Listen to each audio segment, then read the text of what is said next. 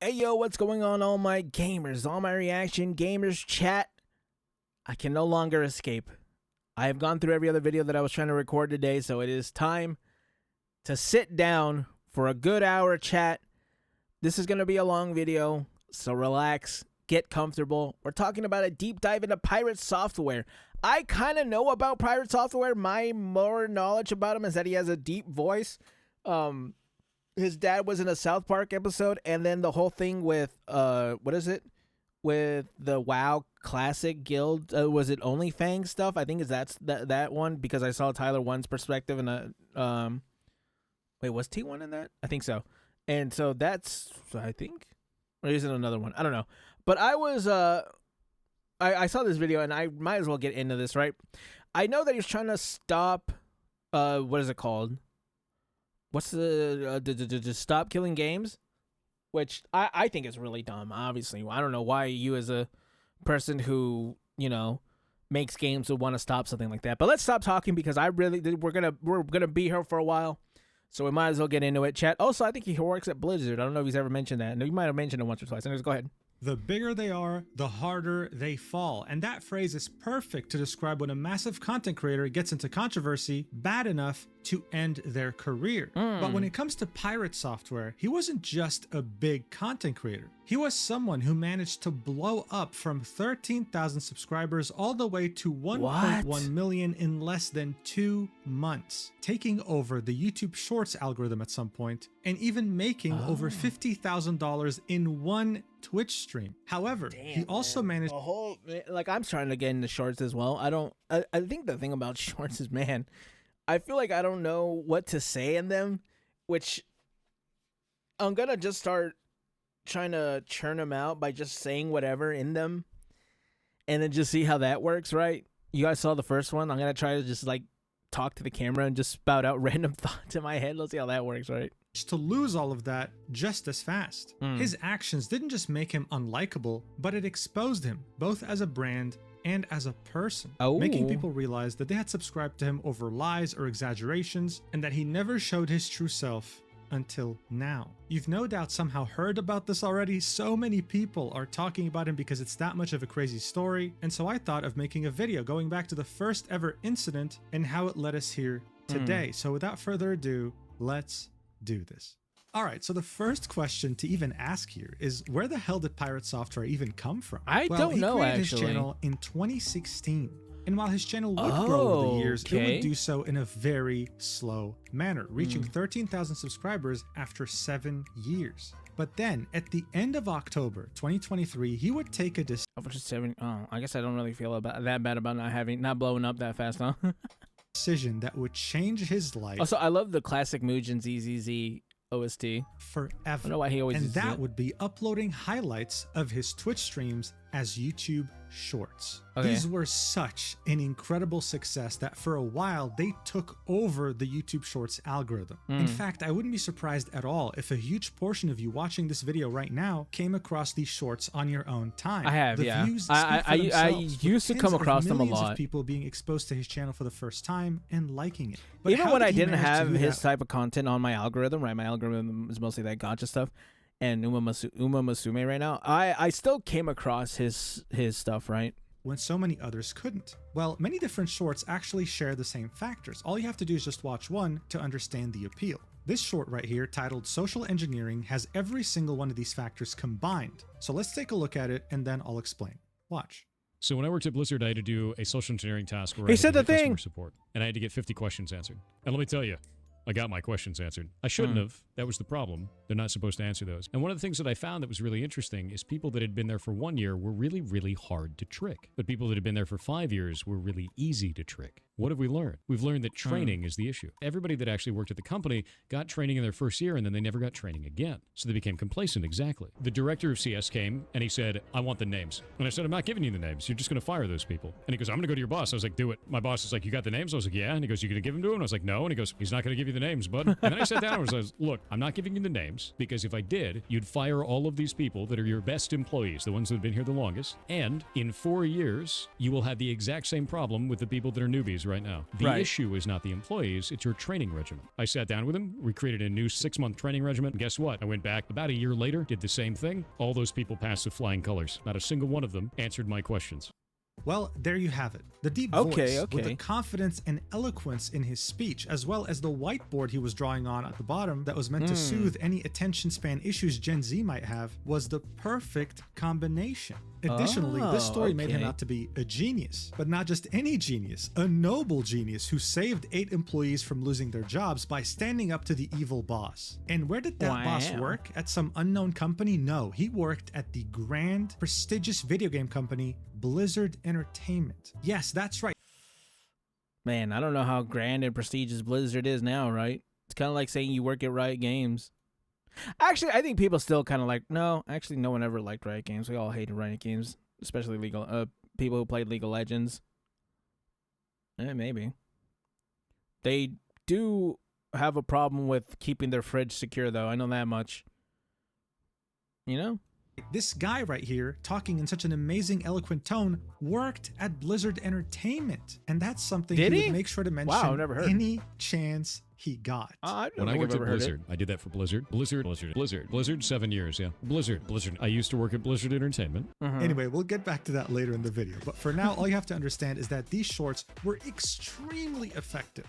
PirateSoftware had gone from 13,000 subscribers to 1 million before the year even ended. That's 2 months, going from 13,000 to 1.1 million. And over time, his shorts have racked up almost 2.3 billion views. A massive, astounding achievement. I wonder how often he was uploading, right? That's my question when it comes to something like this. Because obviously, you know, as someone who is a content creator and trying to make, you know, 2 different channels happen and then, you know, other kind of stuff, I wonder how often he, like, would upload and stuff like that.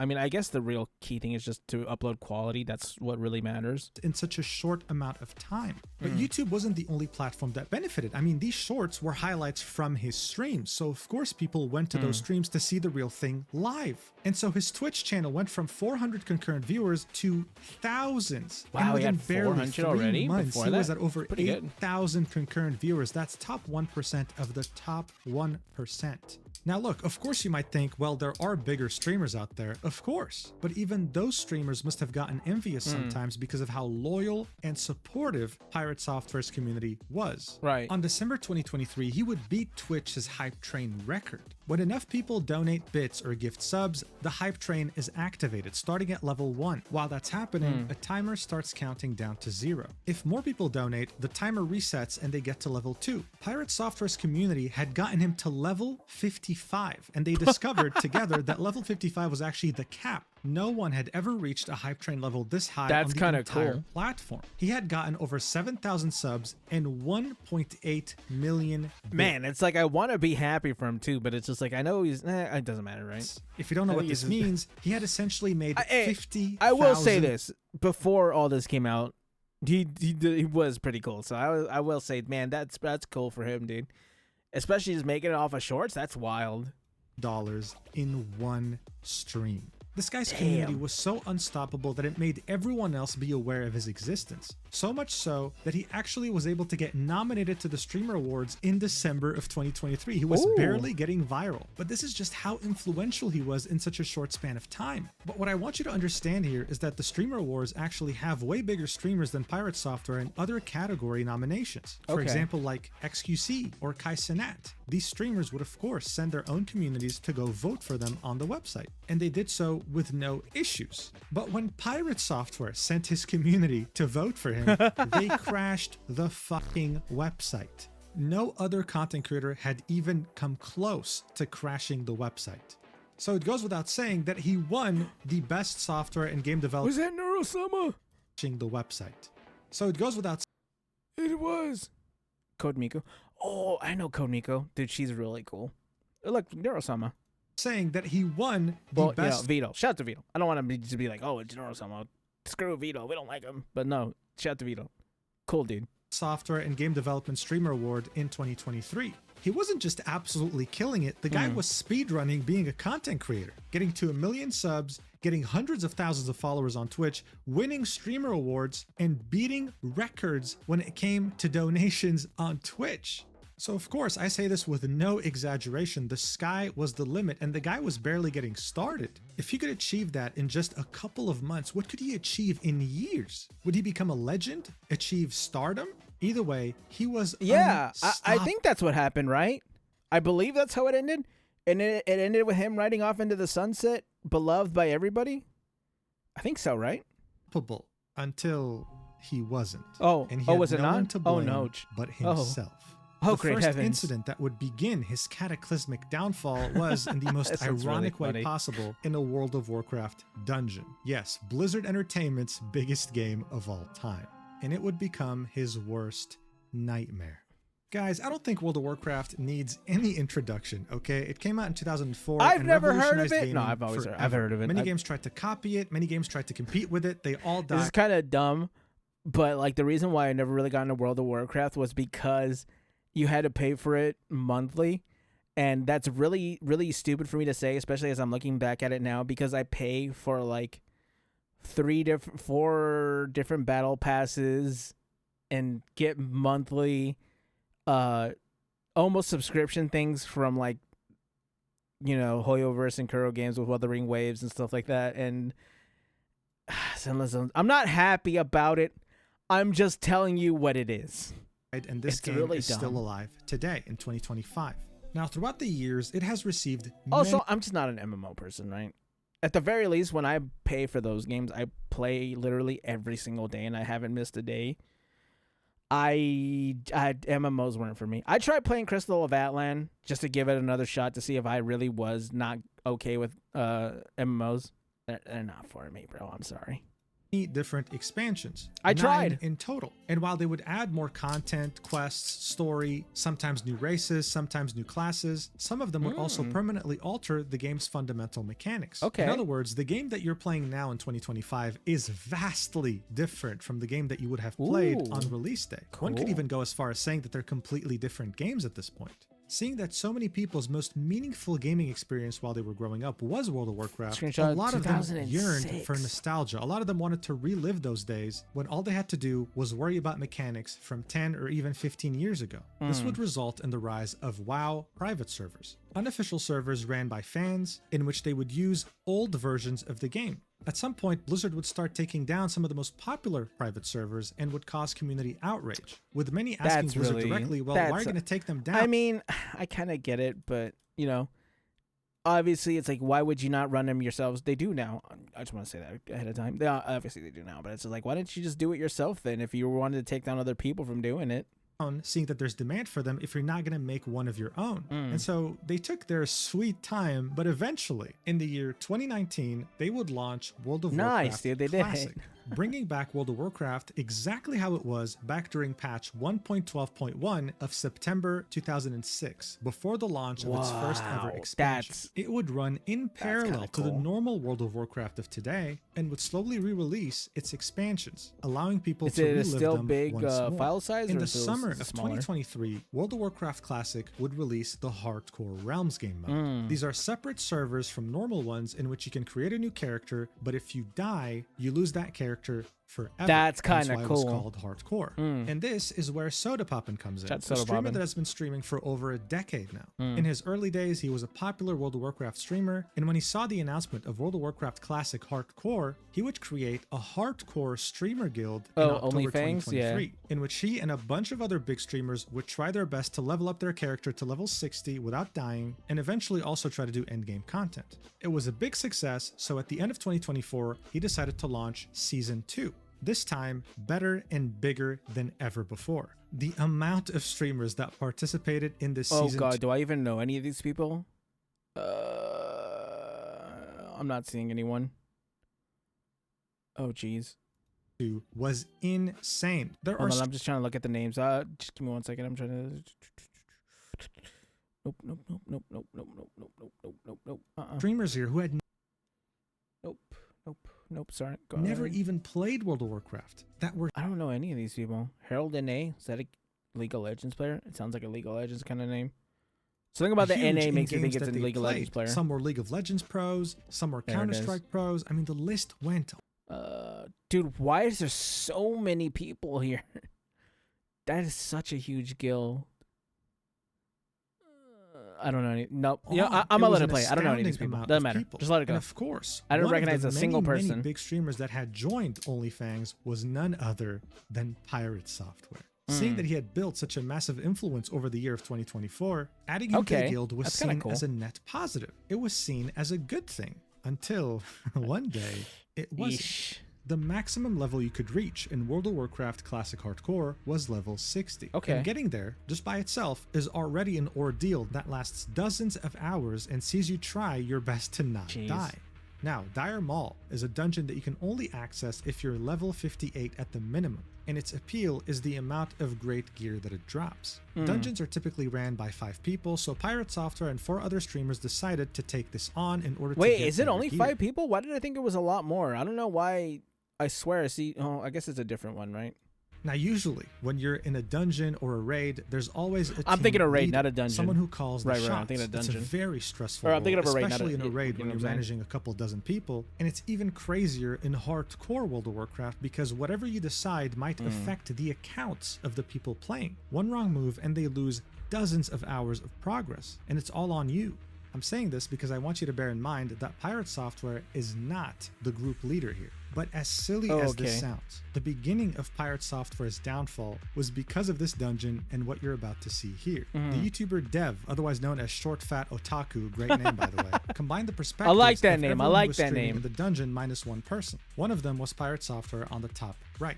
As you're watching this, you're going to hear the team leader say, run. In World of Warcraft dungeons or raids, this means retreat, but help each other retreat. Not every man for himself. Don't care about your teammates. You're meant to stick around, try your best to outmaneuver the enemies while making sure your teammates also make it out. See, they would not invite me to this if I was into this game because, bro, if I heard run, I'm out.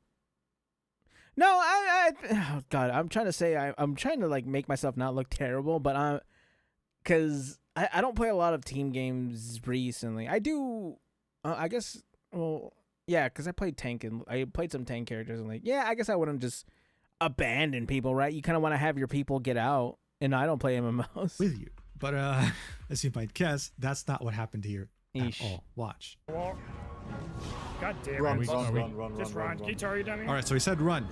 Right. The team tries their best to make sure that they all get out together. No. Look at PirateSoftware. Oh, see how you fine. Any grenades, anything. You can just heal him. Yeah, you just heal me. Just come back a little bit. Heal me. Sitting bear form. Snuppy, just run. I can help a lot. Yeah.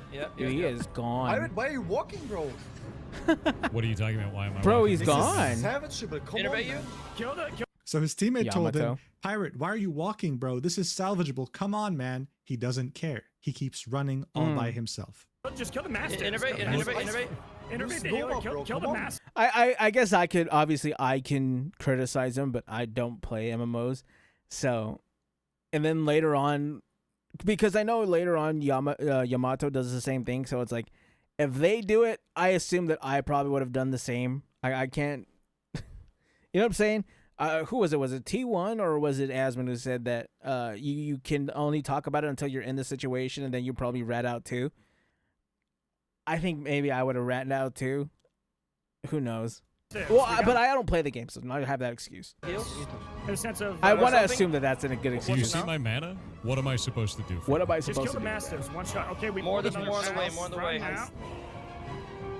The mastiffs can be ice novas. I like how he's just in the middle of nowhere. Something about that's just really funny, bro. I don't even know what he's casting here because I don't know what these games. I don't know about any of his like abilities, but it looks just so funny. I was out in the middle of nowhere and they're like fighting for their lives. Now we're gonna wait. Musara? Did he just shield himself around nothing? Is that what happened? Is that what I'm looking at? Mastiffs can be ice novas. Now we're gonna wait. There's no one around him. Musara? Oh. He's just watching. Okay, get out. You know what that looks like? It looks like he shielded himself and then went out into the open. So that looks like, if I were to like explain this, say if anyone played Valorant, it's like watching your 98 HP Sage heal herself as you round the corner. That's really funny. Oh. Okay, get out. Bro, that's hilarious. Run, run. That is if that's a shield. I don't know what it Invocations is. are cooldown, man. So someone's gonna have to. I can taunt last. How much mana is as ice? well. There's no Dude, missing. he's gone. You have a boss in you. You called run. Getting He's slowed. gone. Fuck. Wait. Anything for me? Stop me. Oh, I no. don't think. I cannot Death. stun him. Also, No, you're just good. run out right now. So, that sounded like a massive fuck up, didn't it? Yes, it did, short fat otaku. Bear in mind, Right. PirateSoftware's excuse here was, I have no mana, I can't help you, when he clearly had 2 items in his inventory that could bring back up his mana. He could have totally helped and saved Yeah, clearly, I can see that. his 2 teammates I know what that ended looks up like. dying, losing all their progress. This was a disaster. One Right. of his teammates, Yamato, on the left here, confronted him and was asking Not him me. what I'm happened, not on what's the left. going on. And this was what PirateSoftware had to say right after the fact. You instantly ran. You didn't even look As much back. as you're angry right now, of course I ran. I'm not angry at all. You I'm not angry. overpulled Right 2 there. packs. You overpulled 2 packs and a boss. I had 1,400 mana left. I had to spend all of that mana to try and put it on Blizzard to save you guys in the first place, and nothing left. You weren't paying attention to party resources. You overpulled, and you weren't paying attention to where the boss was. That's not on me. I feel like I can get gaslit by him, as bad as that sounds. I feel like I would probably have agreed because as someone who doesn't know anything about the game, because he just explains it so well, bro. Is that weird to say? I would be like, oh, yeah, I guess that's my fault. My bad, yo. I don't know, man. He just speaks with such confidence. So 2 of his teammates pretty much lost everything. He very clearly ran on his own when he could have just said, you know what, look, yes, I panicked, I screwed up, my bad, sorry. But he instead decides to blame his entire team. I love Zenless Zone Zero.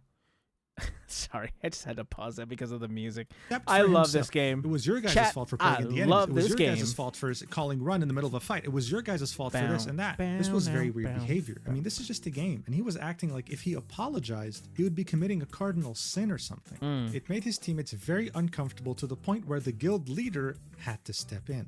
Now, Soda Poppin was initially the guild leader, but then, unexpectedly, he dueled Tyler 1, who had leveled up to level 60 and became a very important member of the guild in a fight that would determine who the new guild master would be. What no one was expecting, though, was that Tyler 1 would beat Soda Poppin, becoming the guild master.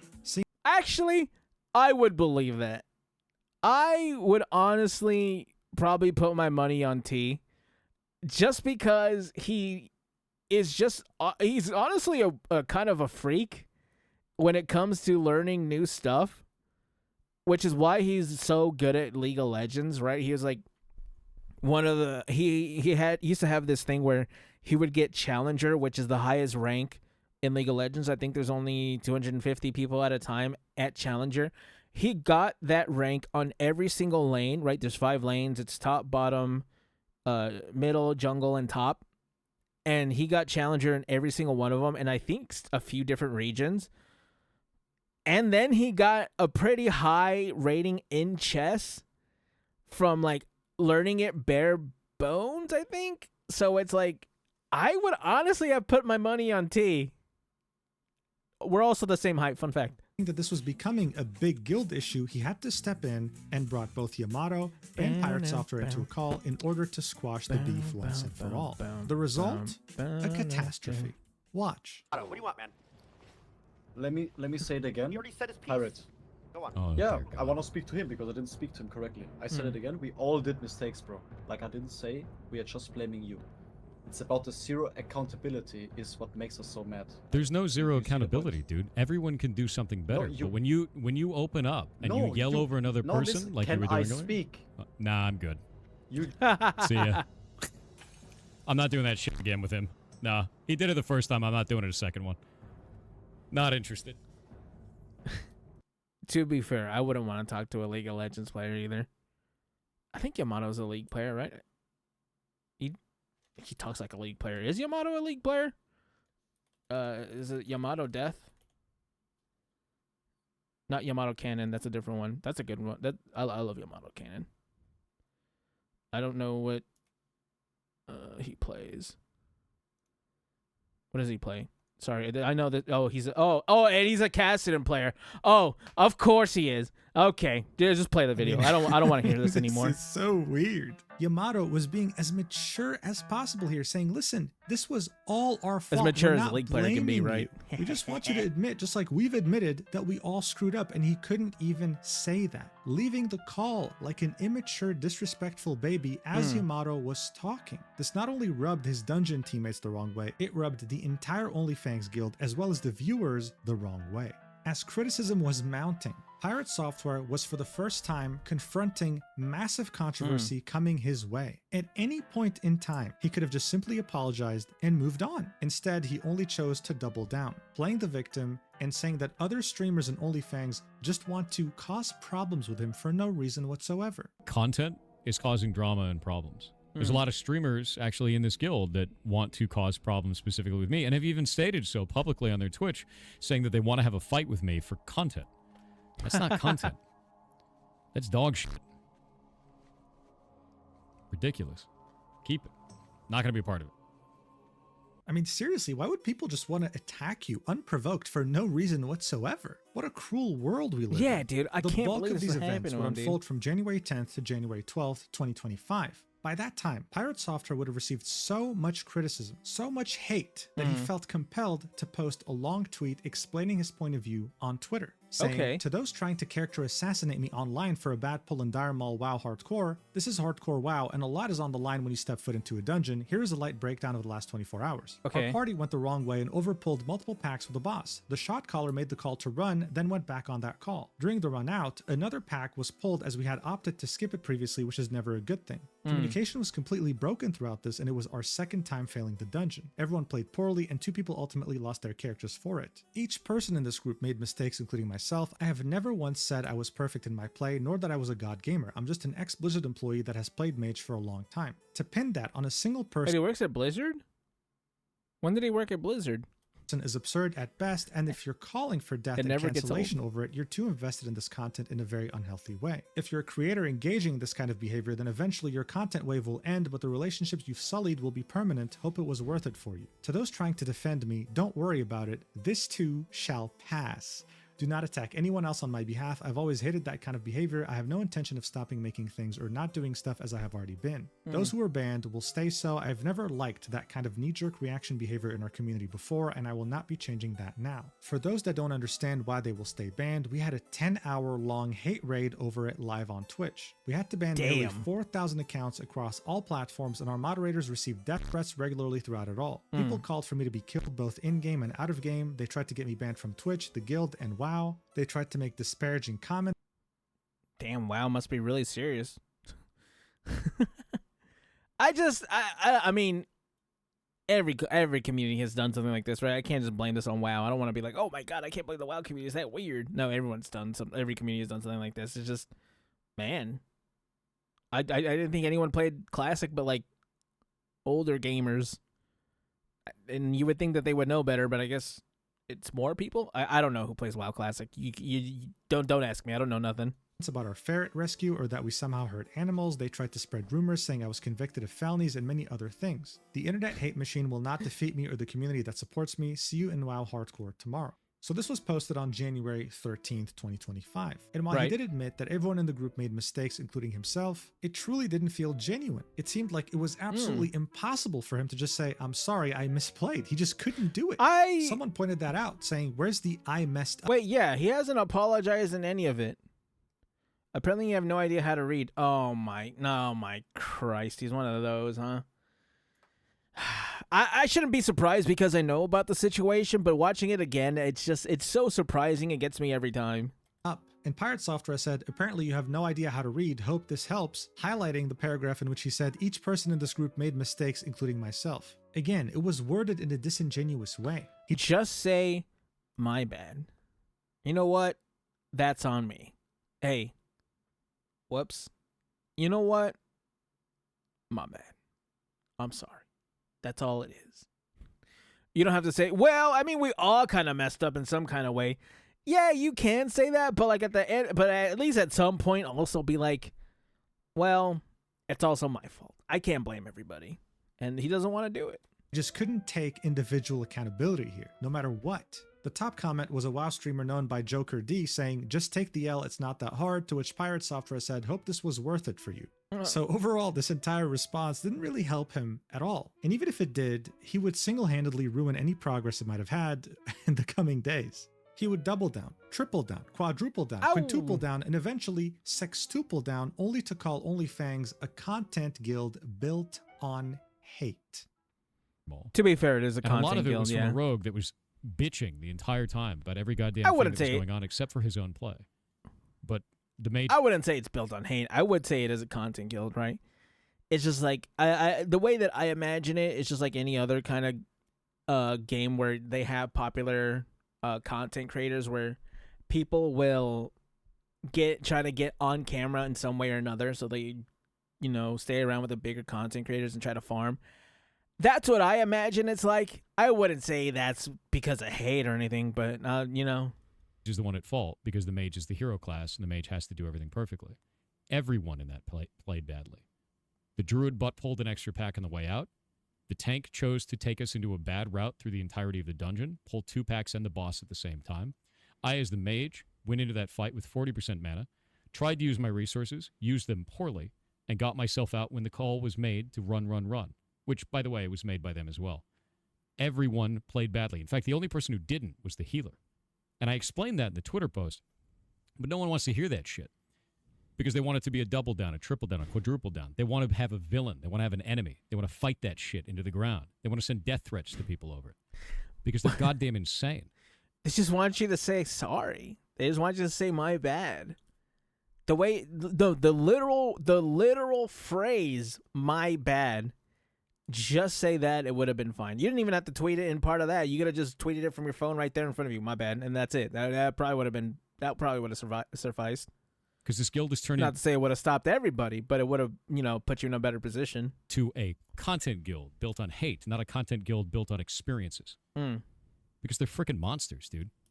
It's just crazy how we got to this point and we're not even halfway through this drama, and all he had to really realistically do was look at the camera and say, "You know what? I'm sorry. We all misplayed, yes, but I screwed up by running away the way I did. I had 2 items that could have restored my mana so I could help the 2 people who died, but I just simply panicked and ran away. And so even though we all misplayed, I just want to say I'm sorry for my play." But no, it was too hard for him. Guys, he worked at Blizzard, and Blizzard employees simply don't make mistakes. That's a given. As PirateSoftware was too busy playing the victim, the clip of the streamer Lakari surfaced in which he was doing a dungeon with PirateSoftware. You see, Lakari is someone who had never played World of Warcraft up until this point. Oh, really? He was playing a mage just like Pirate, but he was kind of having a hard time keeping up with everything going on. Here's how Pirate treated him. I'm sure you can tell from the title.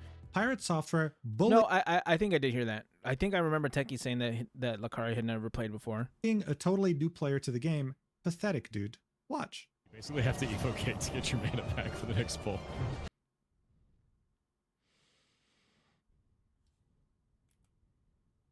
Pathetic, dude. Watch. You basically have. Is that what I think it is?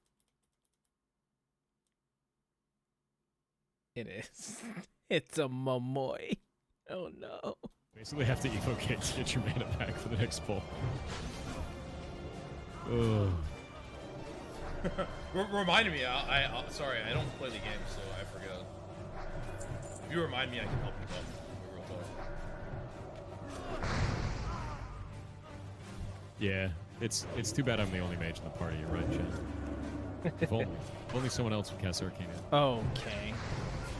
If only. Okay.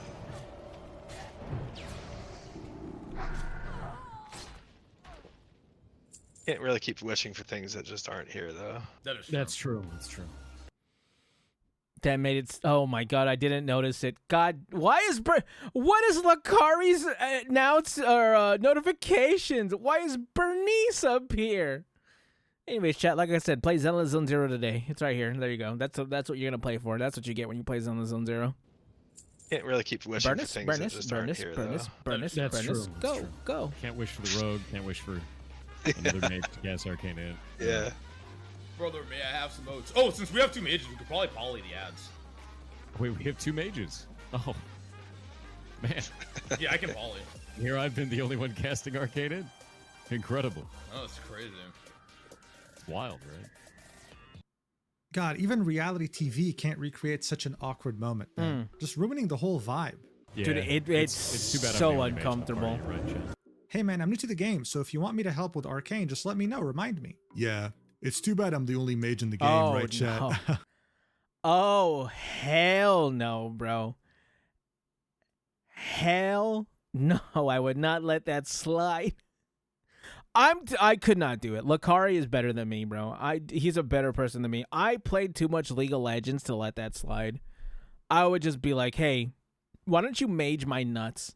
Or just like start constantly talking back and like I would have made him leave or something. Like I can't do that, bro. Why are you so passive aggressive on someone you know and it is telling you, he is actively telling you, bro, I'm new to this game. Oh hell no, brother. Oh, we have two mages. I didn't know that. I didn't know all that in the face of a new player who was nothing but nice, honestly. And yet PirateSoftware had the I hate gall that. Dude, Lakari's such a cool guy. I don't know why. Why, bro? I don't understand. Complain about being bullied by other content creators when he With was Yamato, I kind of get it, but why Lakari? literally doing that to someone as innocent as Lakari. The culmination of all this would force Sodapoppin to take the decision of kicking PirateSoftware from OnlyFans, pinging everyone in the OnlyFans Discord and saying this: yes, I made a decision to kick Pirate. I felt a large majority of people in the guild felt uncomfortable playing or being around him and all that drama that surrounded him at this point. Even though some people may have not felt that way, a lot did. And after seeing some clips today from him quadrupling down, or I don't know what number we're on at this point, I think I'm making the right decision, but still I feel bad. Try to just let this whole thing slide into forgetfulness and move on, in my opinion. Stay safe, gamers. So look, at the end of the day, in World of Warcraft in general, when you're in a raid or dungeon, you have to trust every single member on your team to make sure that not only you complete the raid or dungeon, but that you also survive. This also applies on a way bigger scale in World of Warcraft Classic Hardcore, because one bad teammate can cost you the account that you've put dozens or even hundreds of hours in. And people just couldn't trust someone who couldn't take any accountability like PirateSoftware. As soon as things would have gone wrong, he would have probably just ran for his life and said he had no mana again. And not many people really felt sorry for him, because at the end of the day, he was the embodiment of this meme. No one was forcing him to sextuple down. No one was forcing him to bully a new player. The only person who was shooting themselves in the foot with a shotgun was none other than PirateSoftware. At this point, Jason Thor Hall, otherwise known as PirateSoftware, was slowly but surely becoming a lolcow, but he had no idea. But that was normal, because fundamentally speaking, a lolcow is never aware that they're a lolcow. Look, there are a lot of definitions of what a lolcow is, but if I had to sum it up, well, it would be very simple. It's someone who's... do we have lolcows in VTubing? Nyara VT, Unravelling, and then God, who's that other one? She just made a new video too on, I think, the right wing griffins in VTubing or something like that.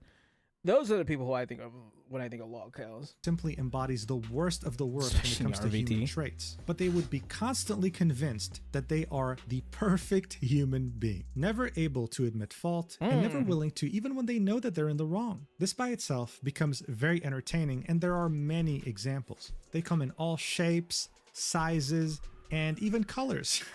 And the mage who ran out of mana was about to... Okay, at the very least, LTG is hilarious. I love LTG. He's really funny. He might not be, you know, he's not winning an Evo anytime soon, but he's hilarious. I love that dude. He's so funny, bro. Okay.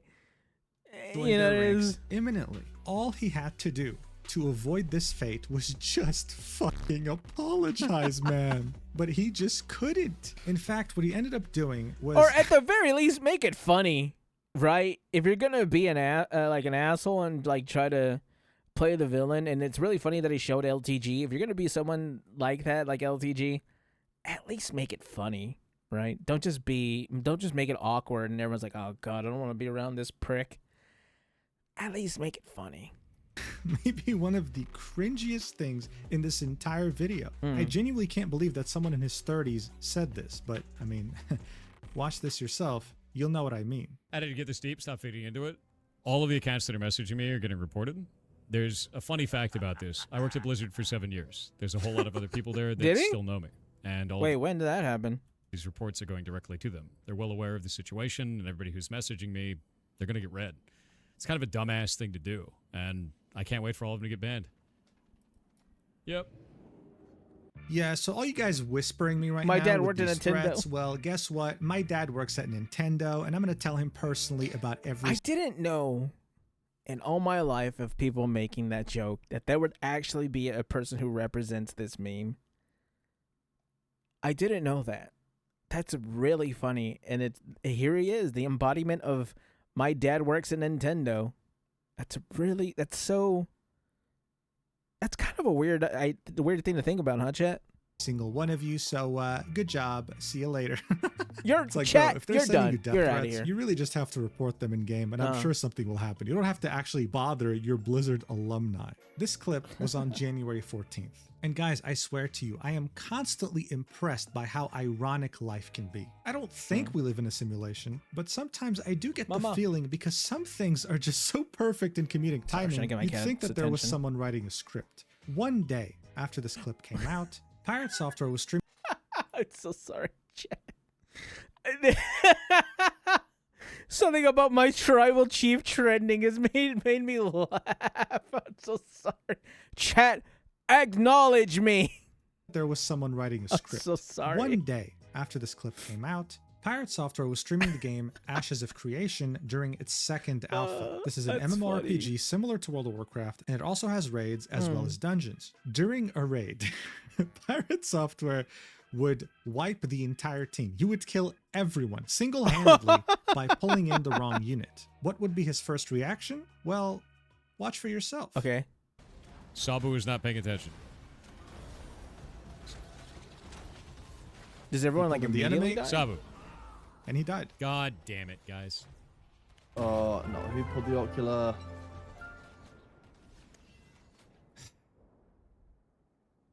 So one of you pulled the ocular. It was him, wasn't it? Why?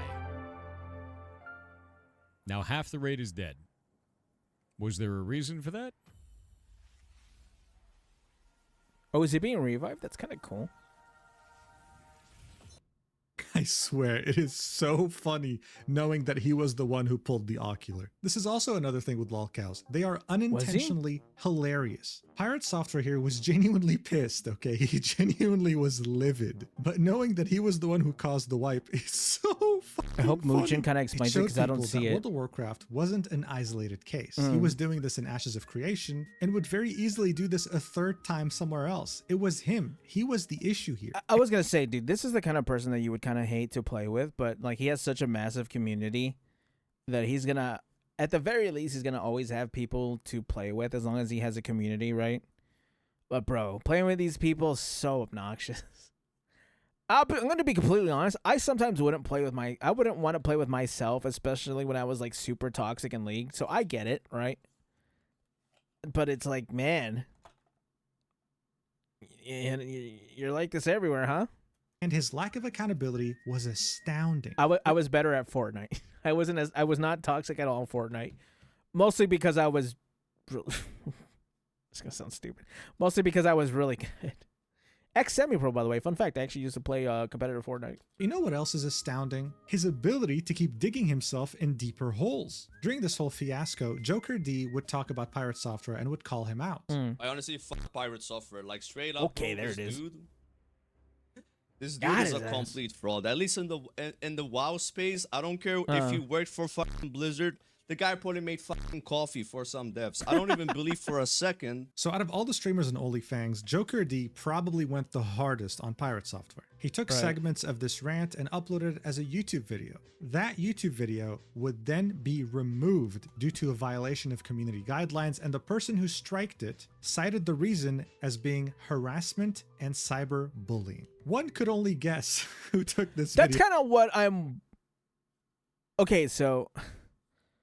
How do I say this? There are videos where I want to call people out, especially in the VTubing space, and it's like normally I'm just like either talking about, if I call out a lot of people, it just seems kind of weird. But the big thing is, like, I don't want to have my video struck in any kind of way. And it's like, man, I don't know how people get away with it, just criticizing people. I guess it depends on, like, the manner you do it, right? Not like if you don't make it malicious. Is that the word I'm looking for? Yeah.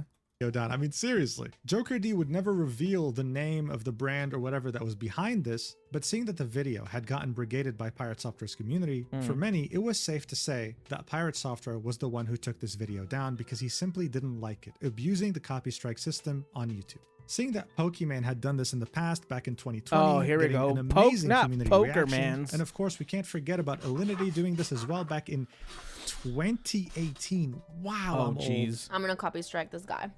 I mean, it was genius. It worked so well for every content creator who had done that prior. So obviously, this was the play. Congratulations. You know, it's so fascinating to me how the internet works sometimes. Yeah. Someone could mind their own business for months, for years, for decades. But as soon as they do something that makes them so incredibly unlikable, the internet starts seeing a big... This is why I become unlikable off the bat. Chat,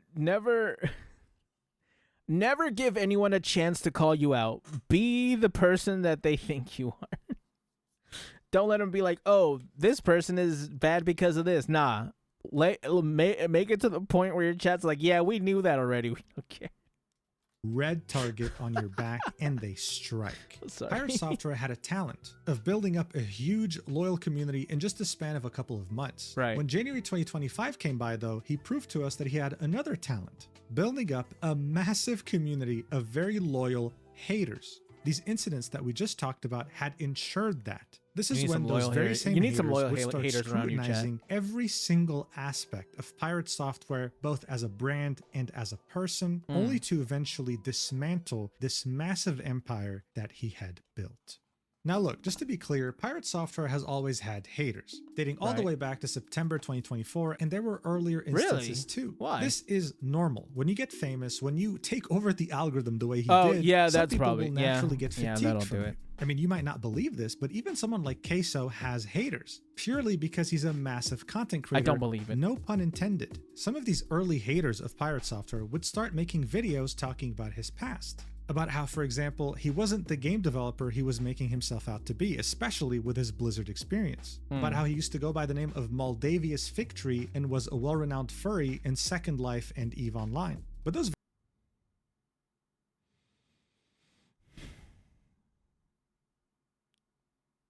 He's an adult. Okay. I don't really care. Moldavius Fig Tree and was a well-renowned furry in Second. There's a wiki for it. That's really, really funny. Hey, listen, you are a grown man. Whatever you do with other grown adults, that has nothing to do with me. Second Life and EVE Online. But those videos would never get enough traction to actually matter. As you can see, this video right here with the title of PirateSoftware, the streamer who faked his game dev career, had reached almost 100,000 views. From the like and dislike ratio, we can see how PirateSoftware had somehow, either directly or indirectly, sent his community to brigade this video. And just like Joker D's video, it was taken down by abusing the copy strike system and inciting harassment and cyberbullying. So essentially, if you were an early hater of PirateSoftware, if you had something to say, well, I'm a big hater. No one heard you. This is how for a long time he was able to sweep all the hate, feedback, and criticism under the rug. Except this time, after all the events that we just saw unfold, he had way too many eyes examining his every move, and he couldn't just sweep criticism under the rug anymore. For example, around the end of January 2025, PirateSoftware had DMCA'd an indie game and threatened to sue its developer. Why? Well, the developer shows us the main reason why PirateSoftware wanted the game taken down. Here it is. It's this roach wearing the same wizard hat that he was wearing during World of Warcraft, while mimicking some of the things that he was saying. Watch. As much as you're angry right now, of course I ran. This whole game got... That's not his voice. I don't know why he tried to strike it down like that's his voice. That's not your voice. It sounds similar, but I don't think it is. DMCA'd because of this. I mean, this is how sensitive he is. And now many people were made aware of this. He couldn't just copy, strike, or DMCA just about anyone, because every time he did, he spawned more haters. His strategy was now outdated. Everyone was made aware of what had happened to this indie game. And speaking of indie games, there was renewed scrutiny over PirateSoftware's indie game called Heartbound, with many wondering why it's been in early access since 2018 with no release date in sight. Give it 3 more years, it'll be a decade. Some people were comparing him to Yandere Dev, a very well-established lolcow who hadn't released his game in over a decade. Something you want and to when happen. people actually analyzed its code, they found some of the worst written code known to mankind. Seeing all this scrutiny and criticism catch up to his own game development must have hit one hell of a nerve, because very shortly after he announced that Heartbound would start receiving monthly updates, and all it took was people going there and reviewing it negatively. He was hoping that this would steer off the criticism and the scrutiny, and that he must have finally remembered his password. Go back to normal, but the haters weren't really done just yet. My People were putting haters into will question his entire identity, the fact that he worked at Blizzard for 7 years, but worked what exactly? As well as him claiming that he was one hell of a hacker who had gone to the yearly hacking conference, DEF CON, and won some pretty important events there with the help of his team that he never mentioned, of course. Always taking credit for this by himself. I mean, at some point he was invited to a podcast called Dropped Frames. This was a clip from it, and here's the title: PirateSoftware on how he became a hacker for the government. These were the stories that he was telling people. Dude, man, I'm not gonna lie. The way that PirateSoftware is describing his life and like other podcasts and stuff, he sounds like an interesting guy. You're a hacker. Like that's where you like kind of started. An actual hacker. An actual hacker. Like, not like I'm a hacker. No, you're an actual hacker. You won. Like an actual hacker. Hack into the my last job was mainframe. hacking power plants for the federal government. I worked for the United States Department of Energy. So dude walks in with a laptop and a suit, and you lean over to, who's that guy?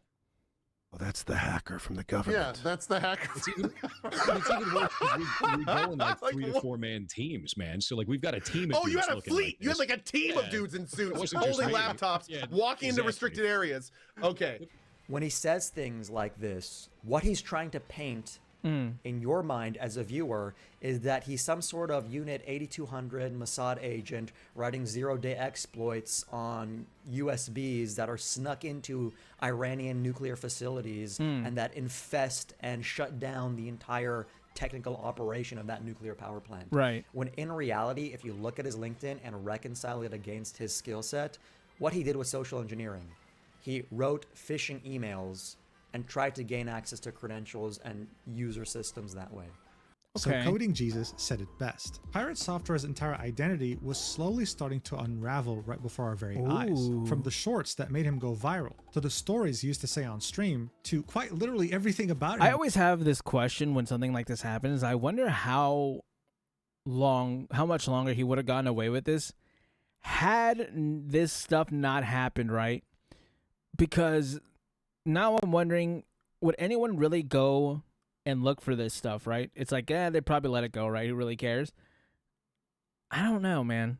I wonder how much longer he would have had a career with this hadn't happened. It was nothing more than either an exaggeration or him trying as best as possible to sugarcoat reality. You can very clearly see on his LinkedIn that first off, he didn't work at Blizzard for 7 years. It was actually 6 years, 6 months. And that his initial roles were him being in quality assurance for the first 4 years at Blizzard, so the majority of his time there, he was in an entry-level role, eventually being promoted multiple times and finishing off as a senior red team specialist. In his own description of the job, he said, infiltrated and exploited physical access controls, managed social engineering operations to improve employee awareness and resilience, and finally created, launched, and managed a global web application bounty program. As Coding Jesus said, this guy would literally just send phishing emails, make phone calls, try to pretend to be an outsider in order to have employees make mistakes so that they can improve internal protocols. I mean, it's an important job, that's for sure. That does sound kind of cool. He would make claims that he worked on all these different games. I mean, yeah, indirectly, but none of your code made it to the game. You didn't model, you didn't texture, and you sure as hell didn't animate. You just so happened to work on internal projects in parallel to these games. And yet, every time someone would mention something about games, about the video game industry, about whatever, he would always start off by saying, I worked 7 years at Blizzard, actually, so I know what I'm talking about. When in reality, no, you have more... do a PirateSoftware? How does he talk? So here's the thing about it, dude, right? Like, So I worked at Blizzard. I don't think I can do it. I don't think my voice is that deep enough to do that. More experience as an indie developer than you ever had as a developer at a AAA company, and that's the truth. And there's nothing wrong with that. It's just that he made this such an important and integral part of his personality that it felt like a massive betrayal. Right. But that's not all. His dad was Joey Ray Hall. This picture right here is of 10 people. And if you don't know who they are, these people happen to be the original founders of Blizzard Entertainment. Ooh, yes, these guys are legends cool. in every sense of the word. And the guy in the middle is none other than Jason Thorhall's father. He later became the director of cinematics at Blizzard, which is probably the only thing that Blizzard has been consistently good at for the last 20 years. He was also the inspiration behind this guy in South Park from the famous World of Warcraft episode. I mean, this guy was a legend in every sense of the word. And so Mashable.com, when they made this article about PirateSoftware titled How Streamer PirateSoftware Gained Nearly 2 million subs in 6 months, they just had to mention the fact that he's a Nepo baby.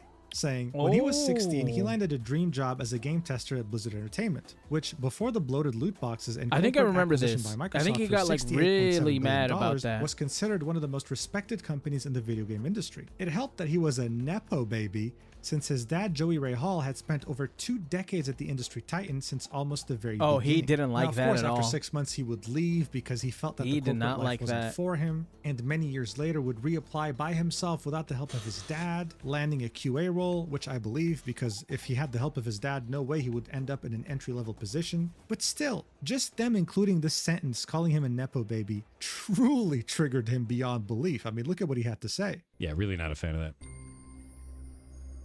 Not a fan of that. It's one of those things that I've been trying to fight my entire career. It's one of the things that I've had to argue with people in chat about. It's one of the things that we ban people for here. Right.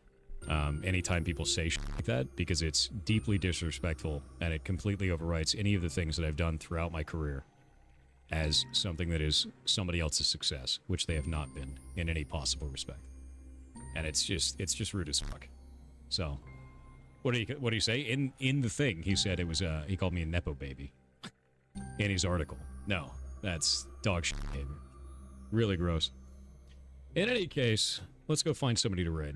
I mean, you heard him, right? He would ban people in chat. I think that's fine, right? I can kind of get that, right? Because it's like downplaying all your hard work. Like even if you want to say all this and he's making it up and blah blah blah blah blah, whatever you want to say, he's still put in the work to try to make a YouTube channel. It did take off. He did have the stuff that people wanted to hear. So, well, I mean, this is talking about other stuff, right? So, when I'm talking about things like at Blizzard, it's hard for me to say, like, it's hard for anyone to say whether he deserved it, whether he was a Nepo baby or not. But dude, I would still hate to hear that, right? Like, to just hear, oh, my dad got me a job and this and that at wherever I work at. Like, yeah, okay. At the same time, it's like, who really cares? That's kind of how you get work, especially in something like the entertainment industry or like computer and stuff like that. Or I think that's like whatever that would fall under. Like, being a Nepo baby, kind of, especially nowadays, is kind of needed. But still, like, I would hate it. I would hate to be like, yeah, whatever you did doesn't matter. Your whole entire career can just be whittled down to your Nepo baby. I mean, it just sucks, bro. So I can kind of get it, right? I understand it. If they called him a Nepo baby, it's the easiest way to trigger him. And yet, at the same time, the same guy who's acting triggered over being called Nepo baby said this multiple times on his stream. Watch. Wait, did he? So I'm second generation Blizzard. I'm the first second generation Blizzard employee that ever existed in the company. I'm also a second generation Blizzard employee. I was a second generation Blizzard employee. Yeah, but that's not him saying that he's a Nepo baby, unless I don't know what a Nepo baby is. Do I know what a Nepo baby is? Is it just me? Chat, it might actually be me. What is a Nepo baby? Maybe it's just me who doesn't know. A slang term for someone who has achieved success in the entertainment industry due to their famous parents' family's connections, essentially benefiting from nepotism. I'm just gonna say that. Yeah, he's saying. I mean, there's a difference from like me being the second person in my family to work there, there's a difference between that and, yeah, my dad got me the job, so that's how I work there. And then my dad got me all my opportunities and stuff like that. That's what it sounds like, right? Who knows? Let's just keep going. I was the first. I don't know why I'm harping a lot on this. Let's just keep going. It doesn't matter. The first second-generation Blizzard employee ever. I was the first second-generation Blizzard employee. And I love that shit. I love that company. Working for Blizzard sucked. Again, a lol cow is someone who is unintentionally hilarious when being 100% serious. And I just can't stop laughing at this guy. I mean, seriously? I was the first second-generation Blizzard employee? What is this, the Chinese dynasty? Like, what are you even talking about? And let's be real, to be fair, it sounds kind of cool. The only reason you were the first second-generation Blizzard employee was purely because of your dad. Because back then, they didn't even have a recruiting team. You were just the easiest hire. And I think one thing he has to understand is that being a Nepo baby isn't a bad thing. I think most people, if they had a dad or a mom who worked a really cool job, they would love to take advantage of that, and they do. For example, Jack Quaid is an actor that was called a Nepo baby multiple times by fans. That's because his parents are both Dennis Quaid and Meg Ryan, two very successful actors. His response was very refreshing for fans, agreeing with the Nepo baby label and saying, "I'm an immensely privileged person. I don't think it undermines my talent." Adding that I love Jack. I think Jack is an amazing actor. I love him in The Boys. He's like one of my favorite actors from that show. It's like him, Carl Urban, and then like what's his name? Dean Winchester. What's his name? Something Atkins. God, I'm drawing a blank on his name. I love him though. He's a great actor. Was able to get representation pretty early on because of being a Nepo baby, and that it's already more than half the battle. So as I said, being a Nepo baby isn't inherently a bad thing. It's only bad when you try to deny it. When you get defensive, because come on, who are you lying to? And that was what PirateSoftware was doing. It was becoming more and more obvious that PirateSoftware had a massive ego, but also very deep-rooted insecurities. He wanted to appear like a genius no matter what. And according to him, geniuses never apologize. God, I wish I could be a Nepo baby, Chad. I'm not gonna lie. I would love to get a job for free. God, I hate working hard, Chad. I'm not gonna lie. I would like to be a Nepo baby. Dude, give me a free job that I don't have to look for, because dude, the job market sucks. Luckily I have a job now, but still, even then, that, like, you know what I'm saying? As geniuses never admit fault, but they also never make mistakes and always, no matter what, figure things out on stream. This is something that became painfully obvious when he would play some pretty hard puzzle games and would figure out some of the hardest things all by himself miraculously after looking at his phone, playing it off like it was some genius eureka moment. Outer Wilds is a critically acclaimed, story-rich space exploration game that just so happens to have some pretty complex puzzles. PirateSoftware would play this game on stream, and he would proceed to solve these puzzles all by himself, miraculously, and more specifically, after looking at his phone. In the body of his gameplay, around 8 hours and 7 minutes, he gets stuck in an area and he needs to get out somehow. This is one of the many puzzles in this game. Now, he would struggle to find the solution, deliberate with his chat, talk a bunch, and then at around the 8:20 mark, he would pull out his phone right here and continue talking to chat. This goes on for 2 minutes, in which he deliberates while very clearly looking at his phone. And then eventually, at around the 8-hour, 22-minute mark, he would get a eureka moment. Maybe it's not with the scanner. Maybe there's a different way. Maybe it's not the scanner at all. Maybe it's the time. Maybe the fact that we were able to destroy the surface like that was the point.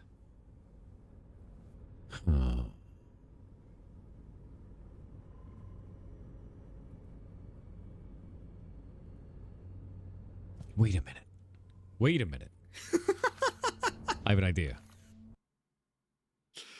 Guys, wait a minute. Oh my god, I have an idea. Guys, oh my god. This just came out of... I feel like, dude, I feel like that would be a good idea to get Chad in on it. Don't just like, why not just try to get Chad in on it? That sounds like a fun idea, right? Playing puzzle games with Chad, and I'm not gonna lie, Chad, when I'm in like, when was the last time I really struggled with a puzzle? Honkai Star Rail? Like, chat, I'm looking it up. I can't figure it out. Nowhere. My brain just works differently. Did I mention that I worked 7 years at Blizzard? I'm dumb. This would spread like wildfire on Reddit. This guy is faking his Outer Wilds run in order to appear to be a genius to his community. That's crazy. Just be dumb. It's or no, I don't even want to say dumb. Just be open with your chat. Does no one want to be open with their chat anymore? I don't understand. Ridiculous, you can't even believe it. But as I already mentioned, he was facing increased scrutiny. He normally would have been able to get away with this, and he did get away with this in other games. It's just that now things were different. Now you got a target on your head, on your back. This is what he had to say. Why did you cheat in Outer Wilds? What? How the hell would you cheat in that game? Bro, we played it all live on stream. All right, bud.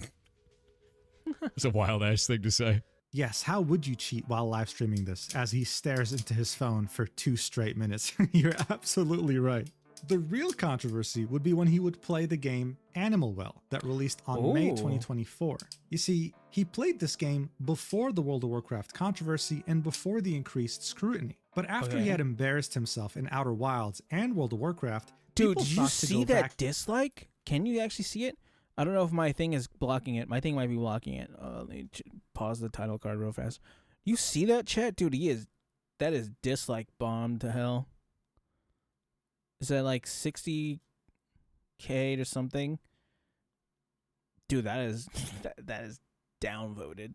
But after he had embarrassed himself in Outer Wilds and World of Warcraft, people thought to go back and check his gameplay because they thought, wait, now that I think about it, this was kind of suspicious. And the evidence here was damning. It was simply undeniable. You see, Animal Well is a puzzle game, but not just any puzzle game. It has many puzzles and many secrets that are very easy to miss if you don't take your time analyzing every aspect of it. When the game first came out, you had people on Reddit and in forums trying to work together in order to find all of its secrets. That's really cool. One of those puzzles was the Wingding puzzle. This took the entire community over a week of teamwork in order to find the solution. This was a group effort in every way, and no one person could have solved it by themselves.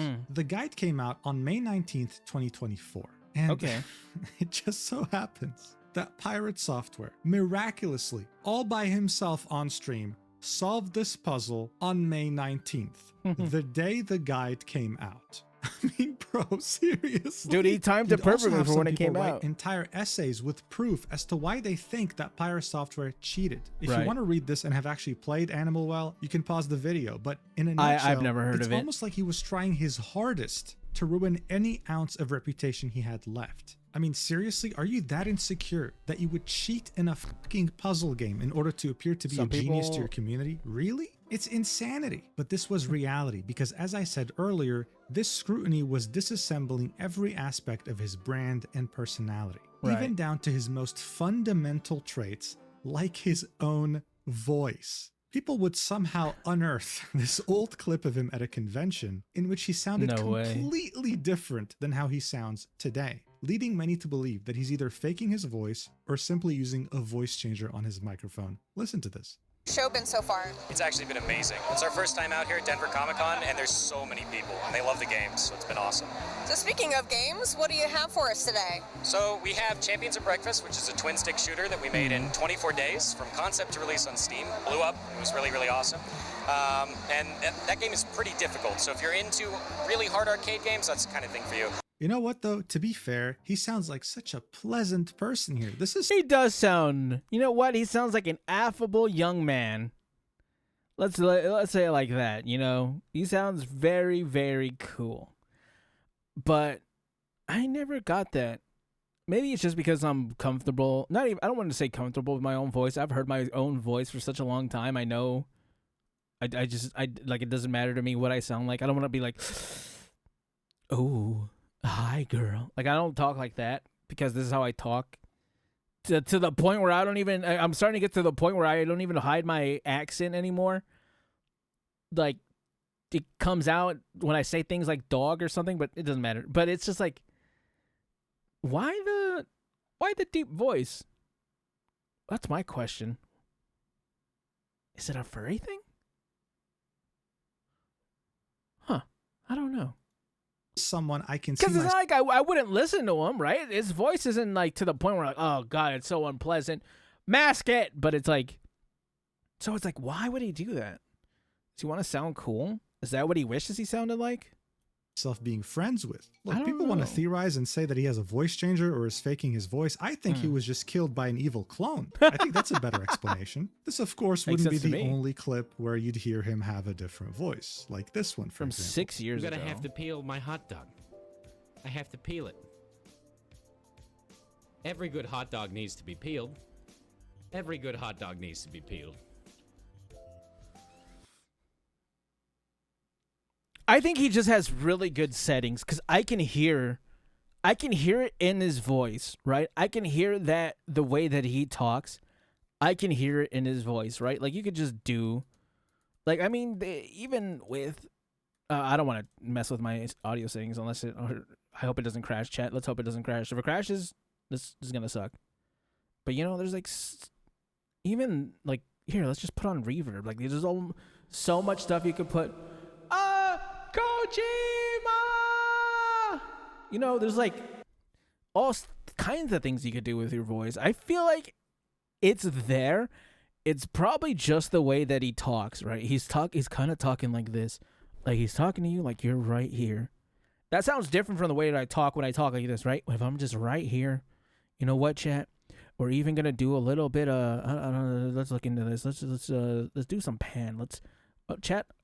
I'm gonna walk over here, right? Now I'm over here, but I don't want to be over there. Let me scooch by you, look over here, right? It's just so much you can do. If I had to guess, like if I were to put my money on something, bass boosted. He probably boosted the lows, like around the 300, probably less than 300. Hertz, and that's probably what does it. But even then, that's not a lot. Like I don't hear any other kind of difference in like his set. I don't hear anything in the settings that would really make me think he's doing a lot to his voice. Right? There's someone who, fun fact, I know about audio engineering and recording and stuff. You see, now that I've peeled the hot dog. How did he get his hot dog in there? That haunts me. Right. It's ready to eat. That haunts me. Okay, look, if you're not convinced yet, here's a more recent clip of him playing Animal Well. This was around a year ago, back in 2024. Look. I don't know what that gives me, though. I don't know what is that supposed to do? How am I going to fit that shit in there? Oh, god damn it. See, well, he's just, oh, let's go. And then he comes back down here. Like, it's not... His voice probably isn't hurting at the end of the day. Let me just put it like that, right? Like if I were to put in, let's just say Alex Lee. No, I love Alex Lee. We're all going down to Memphis. But when he talks as Jin Woo, he's kind of down here with it. He's just like erect, right? But when he talks, he probably doesn't have his voice like that. You know what I'm trying to say, chat? This is like the one thing I don't think it's like the worst thing ever. If he's faking his voice, if he's doing the ASMR F-boy thing where he's like, yeah, I'm down here with it. What are you doing, girl? If he's like that, I don't really care. It's like that. He has more things that he should be criticized than that. This was his voice changer glitching. To others, this was him mistakenly getting too comfortable with his real voice. What does PirateSoftware have to say about this? Well, apparently, according to his doctor, his voice went through a second puberty in his 30s. That's right. Apparently your balls can drop twice, but I could only find a handful of sources on this, and this article from the BBC pretty much sums it up by saying that also, I don't think his voice changer messed up. I just think he got excited and his voice went back to the regular range. You know, when you're yelling, whatever, who cares? I've harped on it about enough. The larynx gets stiffer, making the vocal cords less flexible. I mean, this isn't new. When you talk to someone who's 90 years old, they'll sound different than what they used to sound like in their 20s. Right. But to have this much of a dramatic change, That's crazy. Regardless though, I mean, the pressure was getting to PirateSoftware. Not only was his game getting scrutinized, not only was his past out in the open, but people were criticizing his gameplay, the way he played games, and even his voice. Things were getting out of control. So the next thing you know, he was on stream with a psychologist by the name of Dr. with Dr. K. I love Dr. K. Alok Kanogia, otherwise known as Dr. K, runs the healthygamer.gg organization. He's a clinical psychologist who founded this brand in order to be able to reach the very big and growing demographic of gamers, a group of people who very often will struggle with mental health and not really seek out therapy when they should. True. His content is mostly educational, drawing parallels between video games and what you go through mentally, and overall, he's been quite successful. Now, of course, that's not to say that he doesn't have his fair share of haters. Some people, for example, have criticized the fact that he does these therapy sessions with streamers in public, even though the person in question consents to it. From Dr. K's perspective, though, he wants to show people that streamers are humans too. And if someone like those streamers that they idolize is brave enough to get therapy, then they can do so too. His conversation with PirateSoftware would last over 3 hours and a half. It would get viewed by almost 1 million people, and having watched a good chunk of it, I can tell you right now, regardless of what you might think about Dr. K, I think this stream truly shows his incredible skill in being able to converse with such an obvious narcissist without having him rage quit the call while still trying his best to give him a reality check. And for you to understand that, I want you to watch this clip. For this shit right now is like they come in and they're like, did you know that he worked at Blizzard for 7 years? Like, yeah, that was my career and I'm proud of that. So of course I'm going to talk about that because it gives context to talk about other things around the games industry, which is what we do on the stream. Yeah. So I think sometimes the things that I talk about in regards to those types of things is misconstrued as arrogance or boasting, when in reality I'm just trying to give context. So that is the problem right there. So I want you to listen to this phrase. Sure. This gets misconstrued as arrogance, but in reality, it's this. Yeah. That is the most arrogant statement on the planet, bro. Like, tell me I'm wrong. Okay. I don't see it that way, but all right. God, it must be so hard talking to someone like that. Anyway, in the next clip, you'll be seeing the logic behind PirateSoftware's attitude when it comes to never apologizing. Let me like not give any context whatsoever? Yeah. Let's say yes to that. I think that's a bit of hyperbole, but just an emotional response? No, just say, "Hey guys." So basically, you know, when you tell the narrative, you start with like, I made a mistake, everyone made mistakes. I was smug. And then there's a lot that comes after that. How would you feel about just ending it after that first paragraph? I hate that. Okay. I have like an immediate emotionally angry response against that because it feels like idiocracy. Okay. It feels like that's too long, didn't read. I don't need all those words when few words. He really should get a new microphone. His microphone is like really peaking. He's not like, sorry, this bothers me because we were talking about his settings and now I'm really paying attention to him. Man, that microphone is peaking. But I think it kind of has to for like streaming. Even because when I stream and I try to keep my voice at a really good levels where I've been taught to, you don't hear it on stream. It sucks. Do gooder. That I hate that shit. Like I super hate that kind of communication of like there's a lot of people that are saying like, oh, you should just say my bad, guys. No, that does not in any way explain a situation. Okay. That doesn't tell you any information that is real. Right. It is hand waving for the masses in a way that is disingenuous to what happened and disingenuous to the people that are involved.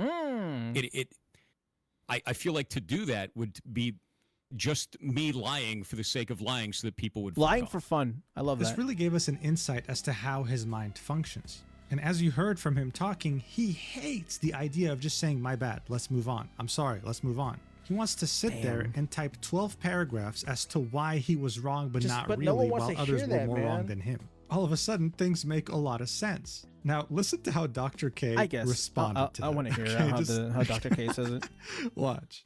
So I think what I liked about that response, my hope, so we're not here to like rehab your PR, right? We're just here to have a conversation. Right. And at the same time, over the last 2 hours, there's something about the way that I hear you talk that rubs me the wrong way. There's something about the way that you talk that seems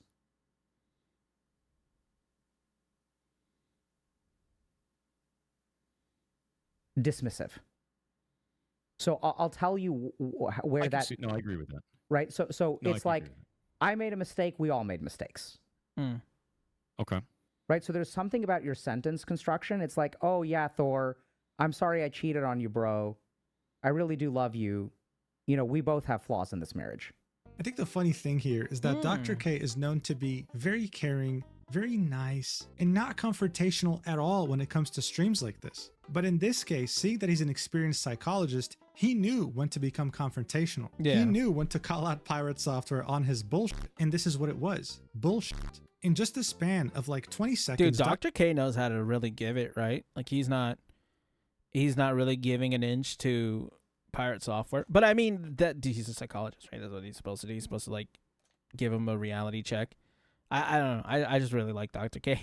Dr. K had essentially summed up people's entire problem with PirateSoftware. When he would be criticized, when he would be given feedback, when he would be given advice, he was always dismissive and smug. And this smugness is what led us Smug here. Alana? People were I love hoping Smug that this Alana. productive 3.5-hour conversation would actually lead somewhere, maybe actually make him apologize for once and take a step back. But it didn't. His empire kept crumbling until we had finally reached the final nail in the coffin. Stop killing games. And there it is. Stop Killing Games is an initiative launched by Ross Scott in the European Union and the United Kingdom. It was meant to be a direct answer to what happened with the game The Crew, made by Ubisoft.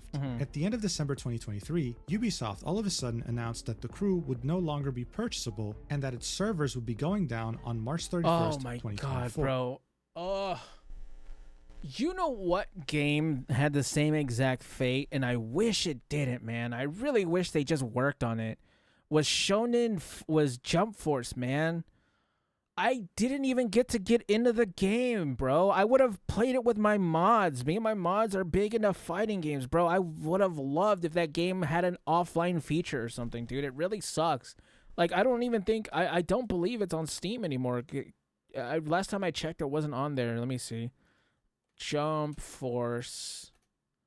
It's nowhere to be seen. It's nowhere to be found. It's not on Steam anymore. That's such horseshit, bro. I hate that so much. Can I find it anywhere else? Jump Force. Anywhere to purchase this? Official site. This is not. Is there a way I can buy this? Buy now.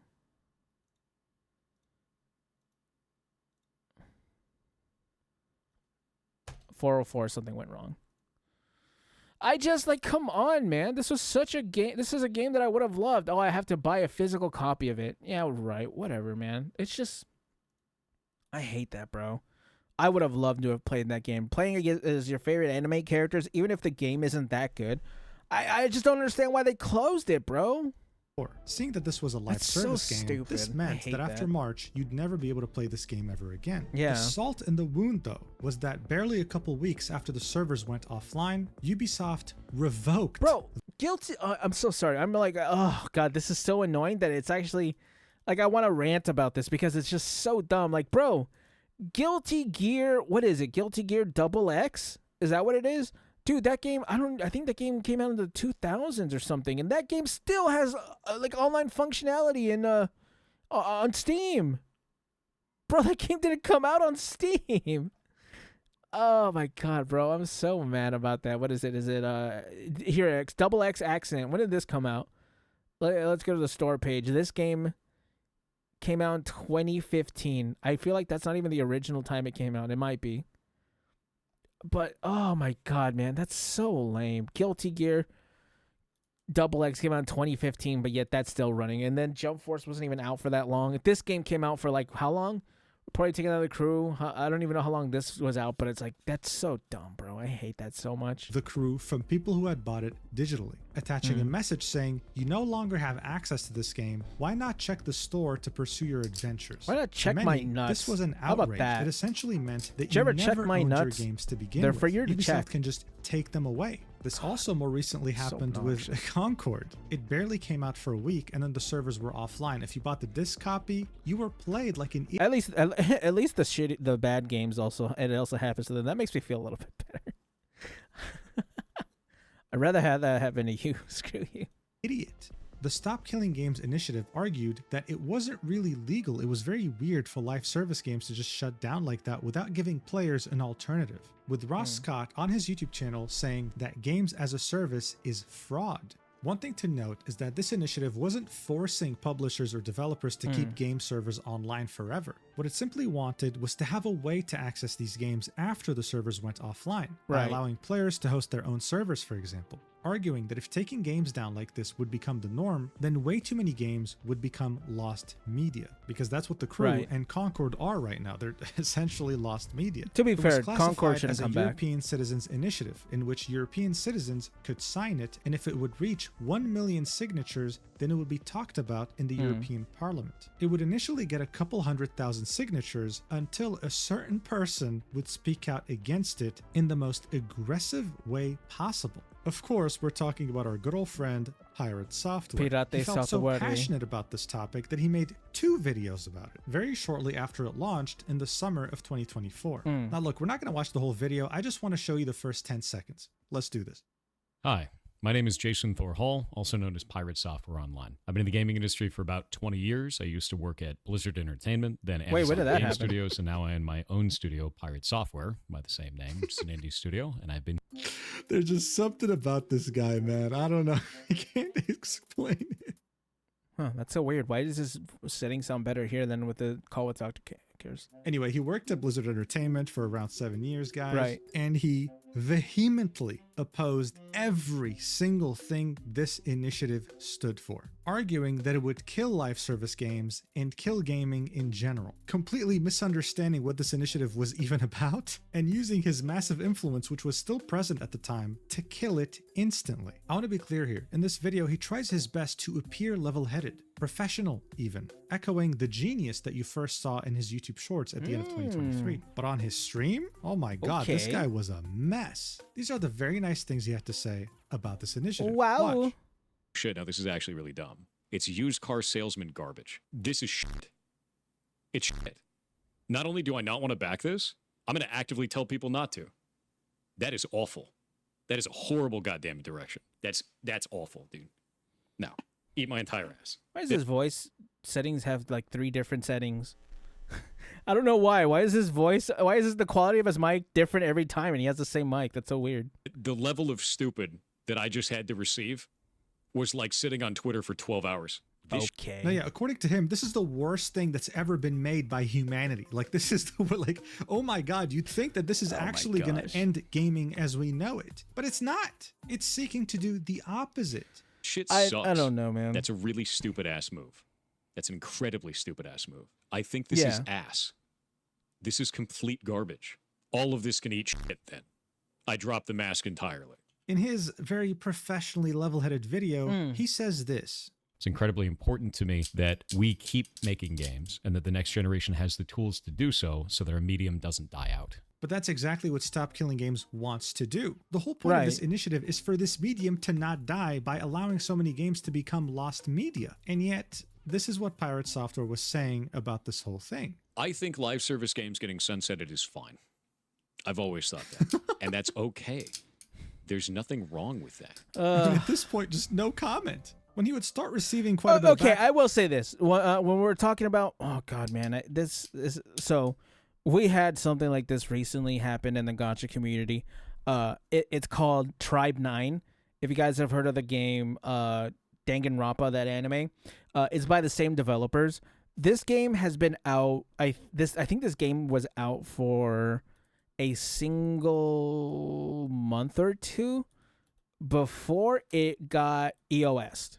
Well, you guys don't know, EOS is in the service because these games are live service games. We kind of know this as we know this coming into gacha games, right? We know that these games are eventually this is what's just gonna happen, right? It's the nature of the beast. It's the nature of these games. This game made a total of 800K its first month, and then let's see, 1, 2. I think by month let's say it released in January. Let's say by June, it EOS'd. Maybe even before then. Like, when was Tribe 9 EOS? Right? But with games like this, so this was EOS. This was announced 2 months ago, right? This was announced 2 months ago, and this game's gonna EOS. We kind of go into these games knowing that they're gonna EOS, right? They're live service games. We know this. We just don't expect them to be that fast. Like, Tribe 9 EOS so fast, it's insane. But what I was gonna say is that, you know, we kind of know that these games are gonna get sunset eventually, right? Let's say what game? Let's say Genshin Impact, right? Genshin Impact right now is getting towards the end of the first half. I guess you would say this is what we kind of call it. This is kind of our theory, is that Genshin Impact 1 is finishing soon. We're getting towards Snezhnaya. From Snezhnaya, you go to the end of whatever, right? You guys don't want to hear about this detail, but we kind of know that these games will EOS, right? These are live service games, but why would you make a single player game a live service game? I don't get it. Why do you need 100% connectability to a game that doesn't even have online features? Like, I think Justice, that one game, the Justice League, Kill the Justice League game, I think that one is live service, and I think it's actually EOSing soon. But I don't think there's any online functions, and that game could be completely played offline. It's just like, why? Why do you have this stuff, bro? I don't know, man. Let's just keep going. Clash, of course, now there's more dislikes, but when it first released, I'd say 30% of the like to dislike ratio was dislikes. He made this pinned comment, outlining some points that don't really help his very aggressive reaction that came out of nowhere, and then ended it with a quotation saying he won't even talk to Ross, who is the founder of Stop Killing Games, to which he replied with, "Correct. I think his position is disingenuous due to his comments about how this could be pushed through government. It's a bad direction, removes validity for what the initiative is trying to do, portrays the process in an incorrect manner, and just builds sensationalism. Thinking that kind of language is okay puts him squarely on my not worth it to talk to list, as there are others that could have a more productive conversation." So what he's talking about is this slide here. This one slide in the entirety of this initiative is the only reason why he refuses to talk to Ross. It says reasons the European Citizens Initiative could pass. Politicians like easy wins. Politicians mostly don't care about video games. The law is already unclear on this practice. The initiative is in line with other consumer policies. It's a diversion from more serious topics. Now, according to Ross, this was a half-truth, half-joke slide. And I think that's how a normal person would view it. I don't think it was tone-deaf. Makes sense to me, honestly. In any way. But it angered the hell out of PirateSoftware for some reason. I don't know why. Some people theorize that it's because he got close to Ludwig, and together they founded the games publisher Off-Brand Games. When the Stop Killing Games initiative came out, they were in the process of releasing a live service multiplayer game. So there was definitely some sort of a conflict of interest here. Regardless, this European Citizens Initiative had a 1-year deadline. It would be automatically closed on the 31st of July, 2025. And by the end of June, it barely had 500,000 signatures, which meant it had no hope of ever reaching 1 million, or so it seemed. This was until Accursed Farms, the channel owned by Ross Scott, would release a video titled The End of Stop Killing Games. It's an hour-long video that kind of reminds us what this initiative is about, how we got here, the feedback and criticism he's received, the changes he's made, and of course the majority of the video is him responding to PirateSoftware's very aggressive criticisms. Most of the clips of PirateSoftware crashing out over the Stop Killing Games initiative were actually from this video. Ross addresses every single one and ended up, whether intentional or not, making PirateSoftware look like a clown who had no idea what he was talking about. This video almost has I think 1 million views, and many people watched it. Some of those people happened to be way bigger content creators than PirateSoftware, and seeing that this very important initiative was very close to failure, tried their best to bring as many people as possible to sign it.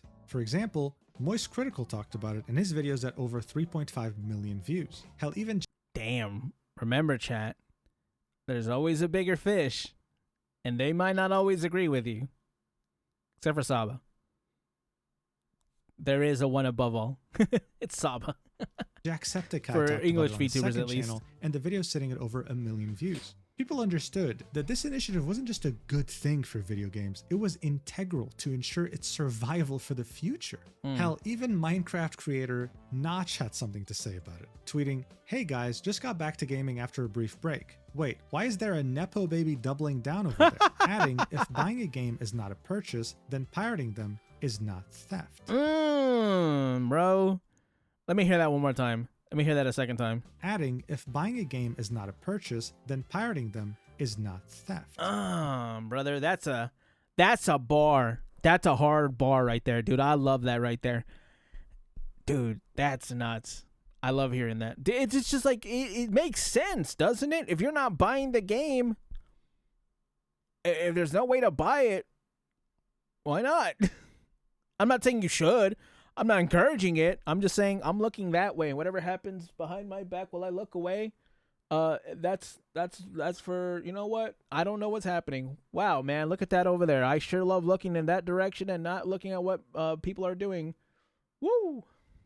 This truly solidified the I will position own of nothing and be PirateSoftware happy. in the Hall of Work Fame that of Blizzard lolcows. award. It was undeniable at this point. His stupidity had made an entire movement succeed, just purely on the basis of him being so unaware of what was going on. He lacked the most basic form of self-awareness. And thanks to that, the Stop Killing Games initiative not only reached 1 million signatures, but is currently at over 1.3 million in overdrive.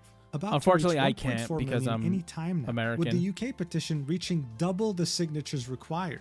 He even had a vice president of the European Parliament voicing support for this initiative and signing the petition himself while urging other Europeans to do the same. This initiative gained so much traction that a publisher group full of the biggest publishers on the planet, including EA and Ubisoft, for example, responded saying that these proposals would curtail developer choice and that it was unsustainable and unfeasible. In other words, they were very scared that this could actually. Here, let me see if any of these that I am actually surprised by. These proposals, planet, including EA. So we have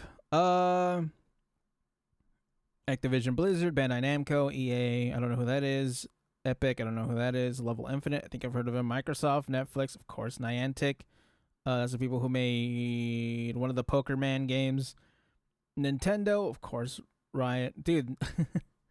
I like how these are all like games that have made. No, actually, no. Square Enix has made banger after banger. Right, same with Bandai Namco. Actually, I don't even want to say these games have made dog, right? But you kind of see where this is. You kind of see a theme here. You know what I'm saying? Oof. So I got to get into gacha games, chat. Those companies, they openly know that they're being predatory. They're not really denying it. Chat, if you're going to fall for predatory game practices, at least know that company's telling you to your face that they're going to do it. That way, there's no surprise. And Ubisoft, for example, responded saying that these proposals would curtail developer choice and that it was unsustainable. Ubisoft cares what Ubisoft has to say. Honestly, why doesn't Ubisoft try to say something that would make them have a good game? Let's have that happen. Let's have the initiative that forces Ubisoft to make a good game. How about that? And unfeasible. In other words, they were very scared that this could actually pass. Being a gamer myself, I wish this initiative the best of luck in Parliament, Absolutely. and I truly hope it passes. When I buy a digital game, I'd like to know that I actually own it and that it won't be taken away from me at any given moment. 100%. But while this initiative was gaining a lot of positive attention, PirateSoftware, on the other hand, was gaining all the negative attention.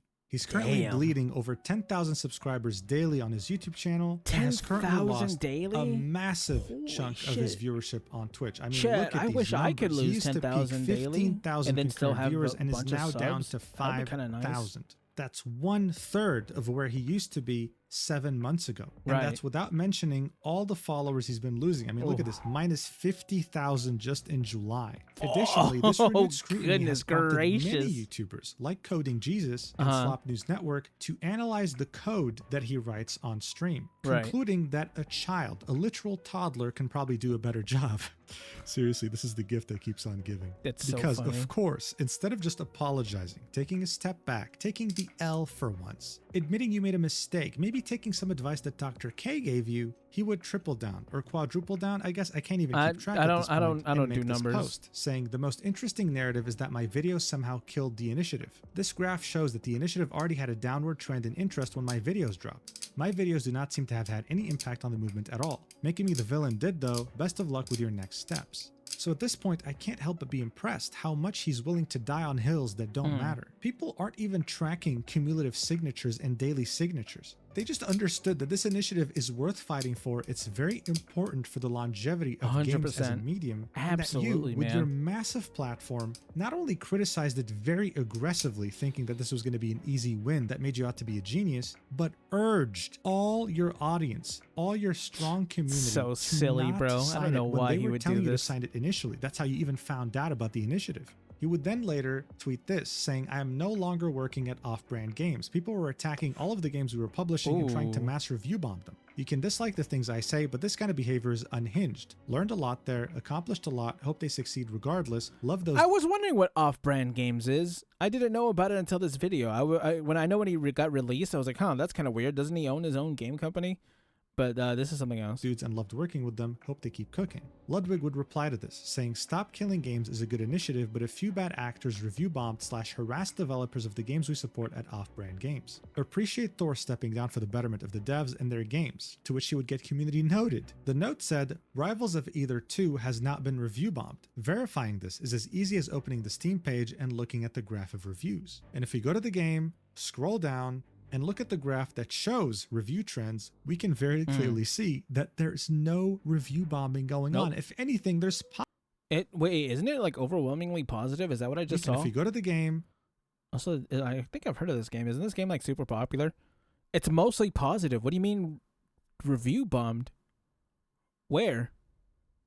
Scroll down and look at the graph that shows review trends. Yes, by the way. We can very clearly see that there's no review bombing going on. If anything, there's positive bombing. Look at all these positive reviews in June. But hey, anything to be the victim, right? In fact, the guy became such a victim that I think he started losing his mind. He started comparing his current situation with the Stop Killing Games initiative to Coney 2012. What? I mean, dude, no, I'm sorry. This is a full-fledged, fully developed and evolved lolcow. There's no way you can say this. The lolcow is spreading. Chat, get down. And after months get of down, about Mr. people President, and harassing him, he does the same exact thing to Coding Jesus. He would leave a comment on his code review video and would then link his comment to his chat so that they can go upvote it in an effort to ratio the video itself. Like, how petty is that? Come on, man. You make a link to it? You have to click on the little 6 hours edited? Aha! So that doesn't seem to do it? Oh, do I have to right-click on this and then copy link address? And then do that? Is that what does this? Ah, it does highlighted comment. There we go. Boop. There's my comment on it. Dude, highlighted comments is kind of cool. Enjoy. And I also have a whole argument with a whole bunch of people in the replies in there so they can see what's going on with it. I talked them through the entire thing of why I did that all in an array, because that is not normal practice to do that, and it's specifically so that you guys can reverse engineer the game and solve the ARG. Sometimes doing bad practice has meaning, which is... Whatever, man. He later deleted this sure, VOD why because not? This literally breaks YouTube TOS. This breaks every aspect of terms of service when it comes to brigading and harassment. I mean, at this point, can this get any worse? Yes. He asked about his opinion when it comes to Stop Killing Games finally reaching 1 million signatures, and he said, I'm going to be honest with you. I hope that your initiative gets everything that you asked for, but nothing you wanted, and I'll leave it there. See, if I was 12 years old, I would have probably thought this was really cool, but now it's just edgy beyond cringe. But listen, as much as this was a ridiculous roller coaster ride on the Lolcow Express, someone did end up asking him, hey man, would you consider making an apology video, setting everything straight? Because you know what? This is still salvageable. You can still redeem yourself. And here's what he had to say. Put up a video saying you were wrong with every situation and the internet move on. I am not doing that. I don't give a fuck. Wow, I never would have expected that response. That's a shock, honestly.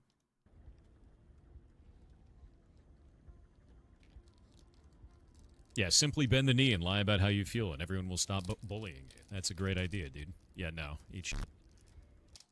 This guy is so hopeless, man. Now, I will say this because I'm sure this will appear in the comments. Yes, I'm aware that PirateSoftware is a massive furry, and I'm also aware that he was legally married to someone, and during that marriage, he got in contact with one of the Kickstarter backers of Earthbound, the game he's working on, and started a very inappropriate 18+ relationship with them while being married. Yes, he committed adultery. The reason why I didn't mention this in the video is because it doesn't really matter in the grand scheme of things. If he had just like who cares? Hello? What is that, your business? That's nobody's business but his. Listen, all this other stuff that's been brought up on video should be talked about and criticized. Him being a furry and him if he was married and if he had cheated, you know, this is just I just want to say allegedly just in case it didn't actually happen. But whose business is that? That's kind of weird that you would care about that. I don't know. I don't like that. It's funny. It's kind of funny to call him a furry, sure. But, like, that doesn't matter, bro. That's not going to really change anything. That's not really relevant to anything. Apologized during the WoW Classic incident. This coming out wouldn't have done anything to him because guess what? Most of these messages involved 18+ roleplay, but more specifically, furry roleplay. Yes, they would literally say to themselves, pets you, nuzzles you, plays with your tail. Wow. And then get, you know, more 18+ into it. Yes, most people couldn't even read one page of chat logs because of how cringy it is. So I'm so convinced it wouldn't have done anything to his reputation. It's meaningless to talk about. But if you're interested, you can check out this video by Fearful Tears titled PirateSoftware, the most delusional Twitch streamer. Look, PirateSoftware is a lesson, not just in content creation, but in quite literally anything. Normal people make mistakes, and geniuses make mistakes too. We're all human. Admitting that you make a mistake isn't you admitting that you have a weakness. No, on the contrary, never admitting that you're wrong is a weakness in itself because it shows how insecure you are, how fragile of an ego you have.